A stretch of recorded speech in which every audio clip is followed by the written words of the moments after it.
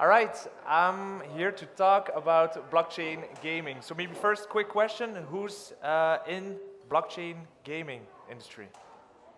Right, a lot of you. Cool, great to see.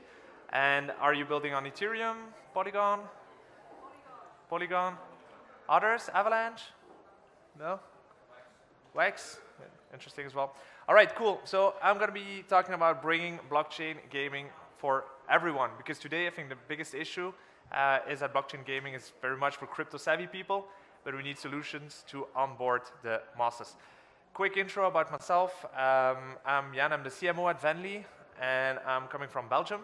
I live in Belgium, and we work completely remotely. So we are a 30-person team today, and we're all over the world. We don't have a head office anymore, so we say we work in a metaverse.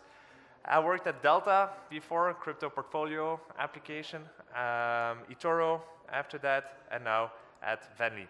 And to explain really quickly what Venly is, so basically we're a blockchain tech provider, and we are that layer between blockchains and projects. So we make it easy for projects to integrate or to build upon different blockchains. We're agnostic, so we're blockchain agnostic. We support more than 13 different blockchains in the wallet. On our marketplace, we support 4 blockchains already. In our set of NFT API tools, we support more than 12 blockchains as well. We have a Shopify app on 2 chains, on Polygon and Avalanche as well. So we're totally blockchain agnostic. We're also platform agnostic because we integrate with different platforms. There's also game engines like Unity. And we're device agnostic, so your users can access our tools and services on mobile, on web, and yeah, even on console.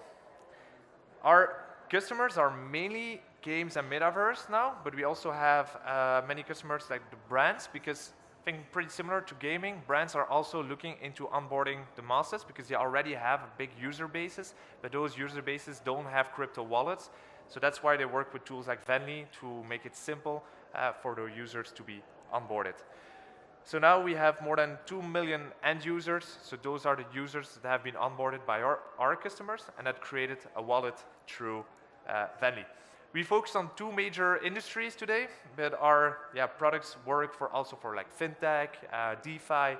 But the 2 industries that we really want to make a difference in is 1, e-commerce, and 2, gaming. And today I'm going to talk about the gaming side. So right, gaming, bringing blockchain gaming to everyone. Again, quick question, who's playing a blockchain game? Not building one, but playing a blockchain game. All right, only a few. Okay, so let's say 5 to 10%. So biggest question, I don't think that the answer is correct here, but I think that the biggest challenge for most people to get into blockchain gaming is because it's technical. You need different tokens, you need the NFTs, then you need sometimes to bridge NFTs, you need to find those games. The games are cool for geeks and nerds like us, but they're not super cool for gamers that are used to play FIFA and other games. So yeah, why is that, and how are we gonna fix this? First, why should we consider building games on top of blockchain or having blockchain in your game? Best story I heard was about World of Warcraft. Any World of Warcraft players here? Okay, a few, cool. So in World of Warcraft, there was somebody, and he explained like you can also buy a skin or a character in World of Warcraft. So you could buy your level 50 character to play, but how does that work? Because it's not an NFT. Well, you could sell one on eBay and hope that that person comes and buy your skin or your account on eBay, and then you met in World of Warcraft, and you were hoping that that person would also meet and then transfer everything within the game. So that's like crazy how people did that. So yeah, of course, NFTs is a major solution for this. And then we also had that issue before having NFTs in those games. So let's say that you have your assets and your skins, but the game goes away, or the game is banned, or the game is hacked, and you lose all your assets within that game. Well, this is not possible anymore with NFTs because you could always use those assets in other games if they're interoperable. Other advantages of enabling blockchain within your games, yeah, a great one is a better way to raise capital by selling tokens, by selling land, by selling NFTs. by selling an ID or your concept of your game and already raising a lot of money from your future players. So you don't have to give stocks and shares away, you just raise money with selling your tokens. Another one is you create more economic value. So you can have in-game economies. So you could basically have a new revenue stream, which comes from the NFT trading and the royalty fees that you get on the NFTs, but also on the in-game token. So it changes the whole concept of gaming through blockchain. And then for the gamers, it goes from renting to owning assets, NFTs. So this is huge as well for gamers. And we see that today a lot of gamers from the classic game industry, they're super interested by NFTs and they're in it, but a lot of them aren't yet. They are still against or not for the NFTs. And that's, in my opinion, there's a lot of education that needs to happen there. But when people are going to realize that they can be the owner of their assets within games and that they can use it in other games and they can also sell it when they're done with the game, that's going to be a game changer to onboard masses as well. And then one of my favorite games, Avigotchi. Avigotchi fans here? Nice, cool. Avigotchi just launched the Gotchiverse and also the lending options. This is amazing what you're able to do now with games and with NFTs. So I'm lending Gotchis now, and I hope that people that borrow them are earning like the KEK, FOMO, 4 tokens that you can get in the Gotchiverse. And last one, I believe that gamers are really ready for Web3. We've seen gamers building guilds, and now we see the same in Web3. So they're building guilds, but they're also building DAOs. So there's going to be a huge influx from the gaming world into the crypto space. Things to keep in mind if you're building your game, if you're a game publisher already and thinking about blockchain, or if you're setting up your blockchain game. One, educate your gamers.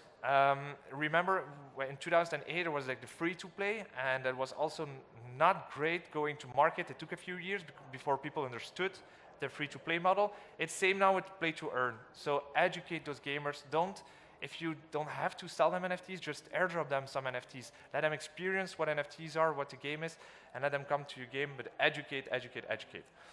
And then also know when to use blockchain and which chains to use. You don't have to build everything on-chain. You can have a lot of stuff that is happening off-chain as well.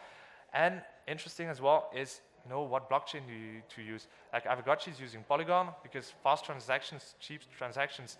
We work with the Sandbox as well, and the Sandbox is migrating from Ethereum to Polygon for a lot of assets, and that's because it's more scalable. So super important, know which blockchains to use. Avalanche is great as well. We're there for the Avalanche Summit 2 weeks ago in Barcelona, and the concept was about subnets. And on Avalanche, you could create your own subnets or your own sub-chain or layer 2 chain on Avalanche that is empowered, or where the gas fees could be your own token or the token of your game. So that's an interesting innovation as well from Avalanche. All right, coming back to how will we adopt the masses and not only the crypto natives? So I like to look at what we already have from the game industry. We have those big communities of gamers. We have a lot of creators, game creators, voxel art creators, NFT creators, 3D designers. We have those creators. We have really good cases. There are really good games, NFT games like Avigotchi or the Sandbox in a space. And we have awesome dev tools already to integrate and to build upon. What do we have from the crypto industry? We already have scalable layer 2 solutions. So now it's not building games on Ethereum anymore, but you can really build games on layer 2 solutions with fast and cheap transactions, or no gas fee transactions as well, on Immutable X, for example. We have grants in the space, so if you have a really good idea, then I'm sure that a blockchain provider or blockchain network will be happy to give you a grant to build that. We have on-ramp solutions, fiat to crypto, really easy to integrate solutions. And then we have integration tools, and this is where Venly wants to make the difference with building really easy to use and easy to interact with integration tools. Some of the best cases, Axie Infinity is, everybody knows Axie Infinity, I imagine. Vulcan Forge is big as well. Ember Sword is going to be very, very promising. So Rare is more a collectible card game. But coming back to making it accessible for everyone, so what do we need from this space now?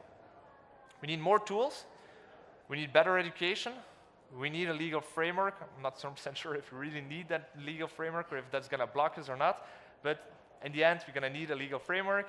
You need more interoperable assets. Everybody's building its own game, which just makes total sense. But imagine if those games work together with interoperable assets and that you could walk around with an avatar from the sandbox in another metaverse environment. This is where we need to go as an industry. We need more open metaverses. Big up for the sandbox, great what they are building. And we need more killer games. So really good killer apps, killer games to make it more mainstream.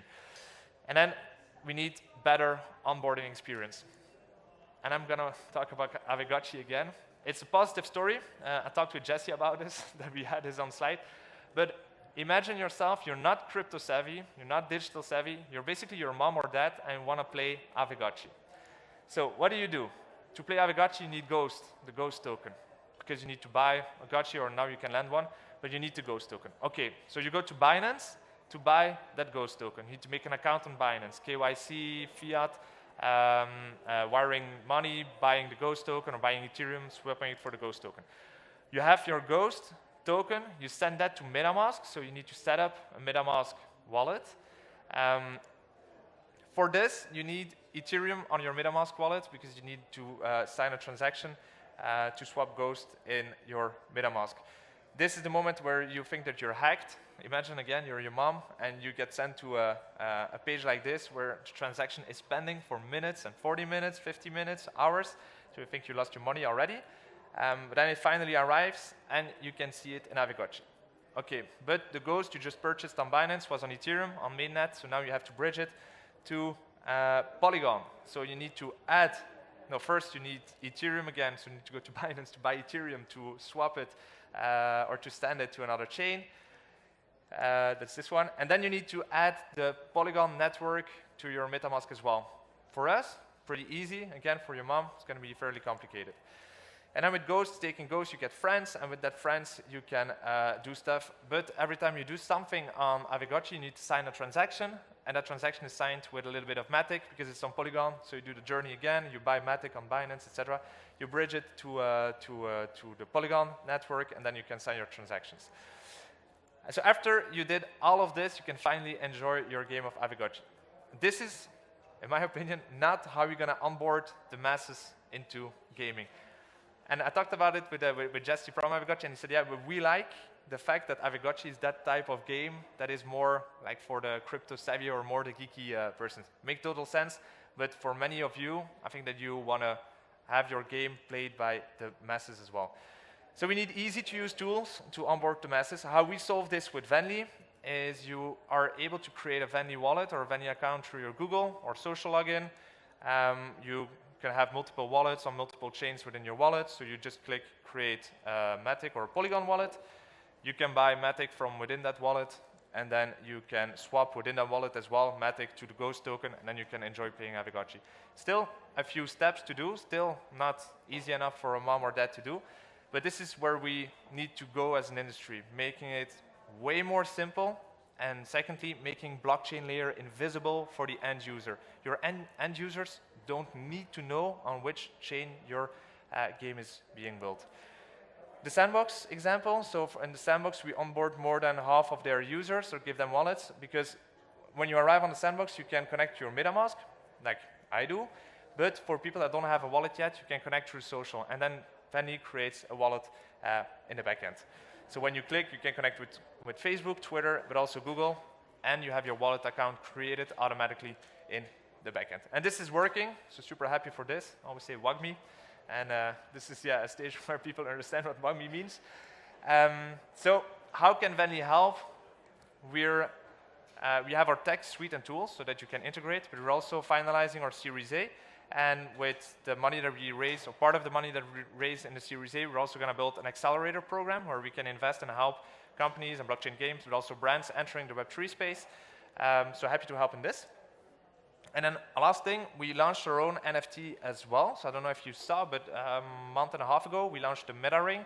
And the MetaRing is basically an NFT that combines all our partners and metaverses. So with the MetaRing, if you're owner of the MetaRing, you were drafted to get an alpha pass to play the sandbox. You can have exclusive access to specific lands. You are whitelisted on several projects. We integrate more than 15 projects, and Aavegotchi is coming to that list as well. So yeah, that's about the MetaRing. We have 1,000 MetaRings. They have been sold out already, but you can purchase them on the marketplace. So thank you very much. If there are any questions, I have time, I guess, right? Okay, cool. Thank you.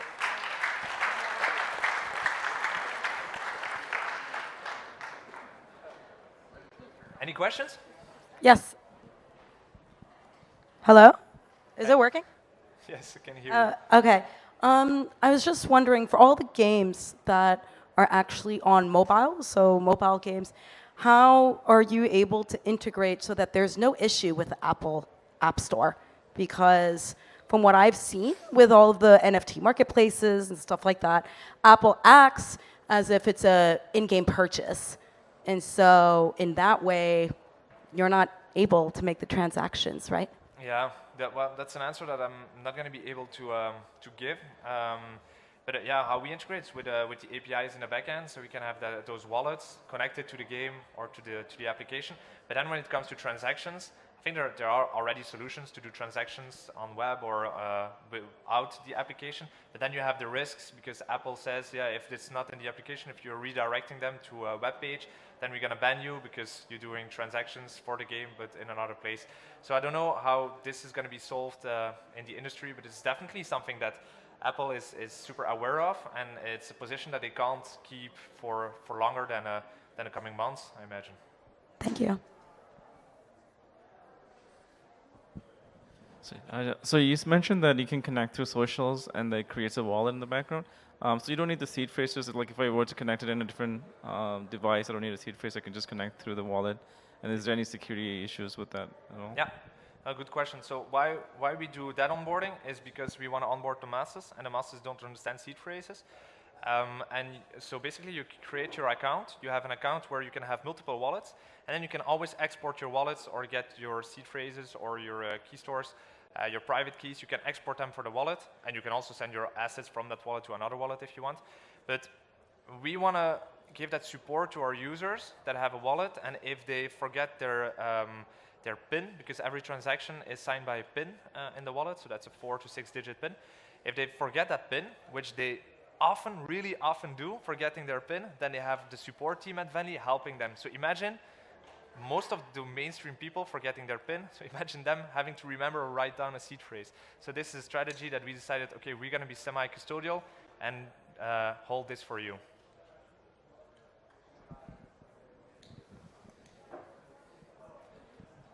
All right. Cool. Well, thank you very much. It's super hot on stage for the next speaker. Don't wear a shirt. Bye.